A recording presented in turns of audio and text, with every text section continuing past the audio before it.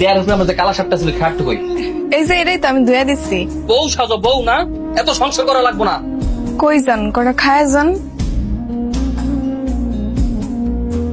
তোরে মনে করছি না বাড়তে পারবি না। এটা তো সকালে খায় হেন নাই, এর লাগে ভাবলাম আপনি লাগে একটু খাওয়ান নিয়ে আহি। পিরিত জ্বালাইছে, পিরিত পিরিত উতলাই পড়ছে। তোরে মানা করে দিছিল সকালবেলা যে একবারই কোনো কাম করবি না। না মানে কোনো সমস্যা হচ্ছে? সমস্যা হলে কি তুই সমাধান করতে পারবি? আমার অনেক টাকা লাগবে, অনেক টাকা লাগবে। তোর এই 500 টাকা 1000 টাকা আমার ফি করে 1000 টাকা লাগবে। তোর যে 100 টাকা 50 টাকা আমার একটা বিড়ির বিল উঠবে না। মন বুঝার রাগ আর ওর যা ভাষা, ওর ডরে তো তোমার লোকের কথাই কোন যায় না। ভালোই আছে। বাড়তে গেছিলাম কিছু টাকা পয়সার লেগিয়া, এভাবে মারে লই আইছি। ভাবলাম মা কিছুদিন থাক, সেবা যত্ন করি। আমি কিন্তু বাজারে যাইতেছি, বাজারে গিয়ে দিয়ে হাঁস মুরগি কি পাই লই আই। মুরগি আনার চেষ্টা করবো। আমার মার কিন্তু মুরগির গোস্ত খুবই পছন্দ। তুই সুন্দর মতো রান্না বান্না করবি এবং মারে খাওয়াবি।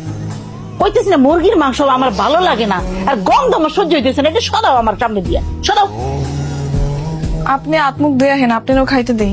তুই তো আমার জিবি, তার আগে তো আমার মার বাদে ডাল কিল লইগা। আমি আমার মার লেগা বাজারতে মুরগি আনছি, আমার মা মুরগি খাইতে চাইছে লেগা। তোর কই নিয়ে যাওয়ানোর সময় যে সুন্দর করে মুরগি রাইন্দা কুটতে কুটতে আমার মার লাগে দিবি। মায় কইতেছে মায় নাকি মাংস খাইতে পারবো না, হ্যাঁ দাঁতে কি সমস্যা, তারপরে মাংসের গন্ধ সহ্য হয় না, পরে নেয় নাই। তুই ইচ্ছা করে আমার মায়ের খাওয়ান দিস না, তোর কি মনে করছিস? তোর শয়তানি আমি বুঝি না। এই টাকা কয়টা রাখেন? আপনি না কইলেন ওই যে কে জানি আপনার কাছে টাকা পায়, ধার দেনা করছেন, হ্যাঁ টাকাগুলো ফেরত দিয়ে হেন। টাকা পাইছিস কই? ওই যে পাশের ঘরের ভাবি আছে না, হ্যাঁ খাওন ডেলিভারি করে, হ্যাঁ করে আমি রাইনা দিছিলাম কয়দিন পরে, হ্যাঁ আমার বকশিস দিছে। তোর বলে সামলা। ভাই তুই কই যেতেছস? আমি যাইতেছি গা বাবু। সালামালাইকুম ভাবি, কেমন আছেন? ওয়ালাইকুম সালাম। আপনার বন্ধু কই? নাতিনে নিয়ে টিপাই যেতে।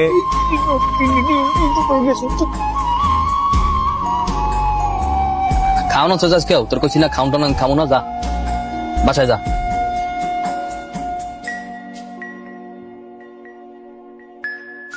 নিপা নিপা সর, দেখ ভালো হইতেছে না কইলাম, কিন্তু যা।